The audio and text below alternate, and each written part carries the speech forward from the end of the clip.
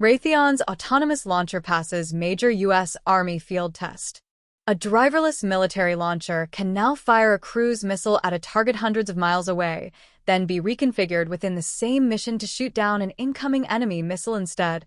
all without a soldier in the driver's seat. Raytheon, the missile and defense systems business of aerospace giant RTX, detailed that capability in a social media announcement describing DeepFires, an autonomous missile launcher built to give the Army flexibility as battlefield needs shift mid-fight. The company says the vehicle uses a modular architecture, meaning its weapons and mission systems can be swapped or reconfigured rather than being permanently built for a single job, letting the same launcher pivot between offensive strikes and defensive air protection, depending on what a commander needs it to do that day. The list of weapons DeepFires can carry tells you how serious that flexibility claim is. The system is designed to integrate a range of effectors, the military term for the actual weapons or tools a platform delivers onto a target, including the Tomahawk cruise missile, a long-range strike weapon capable of hitting targets more than 1,000 nautical miles, 1,150 miles away, and the Patriot missile,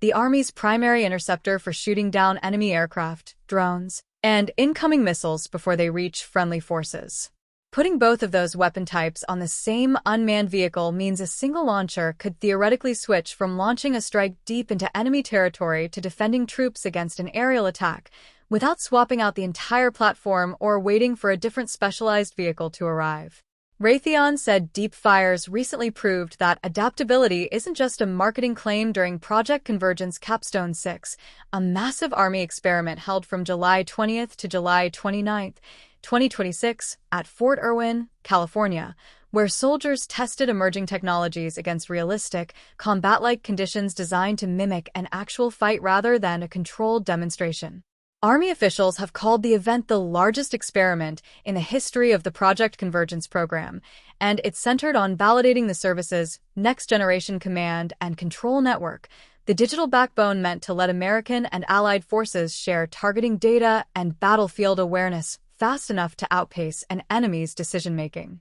DeepFires was folded into that experiment as part of a broader push to prove autonomous ground systems can operate alongside soldiers in a live, high-pressure training environment rather than staying confined to a lab or a trade show floor. What that looked like in practice, according to Army reporting from the exercise, was a leader-follower setup where a single-manned command vehicle called JUMPS C2 directed two unmanned platforms working in tandem, a DeepFires autonomous rocket launcher, and a separate robotic resupply vehicle responsible for automatically reloading munitions. Soldiers stayed inside the protected JUMPS C2 vehicle making the tactical calls while the autonomous systems executed the physical movement and firing sequences, an arrangement the Army has said it eventually wants to scale, so a single-manned command vehicle can control up to 4 autonomous launchers simultaneously, dramatically multiplying how much firepower a small number of soldiers can direct from relative safety. Undersecretary of the Army Michael O'Badel visited the unit running the demonstration in late July,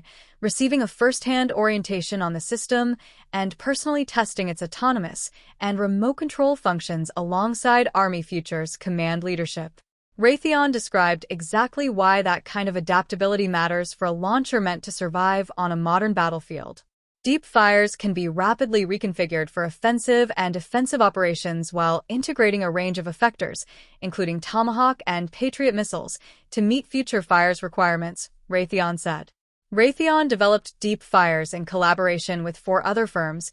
each contributing a different piece of the puzzle. Forterra supplied the self-driving technology that lets the vehicle navigate and operate without a human driver. Oshkosh Defense provided the underlying truck platform built on its family of medium tactical vehicles chassis, a common Army truck design already used across dozens of other vehicle programs, while Corvette Technologies and Collins Aerospace contributed additional engineering and systems integration expertise. Raytheon says helped shape the launcher's overall design. That kind of multi-company partnership has become increasingly common in major Army modernization programs, where no single defense contractor typically owns every piece of technology, from autonomy software to vehicle chassis to weapons integration, needed to field a genuinely new capability. The company demonstrated an earlier version called Deep Strike in a live-fire test at Project Convergence back in March 2025, also at Fort Irwin, using the same basic formula of Forterra's autonomy software paired with an Oshkosh vehicle platform. Though that earlier system was built around a different Raytheon-developed precision missile rather than the broader mix of Tomahawk and Patriot munitions DeepFires is designed to carry now.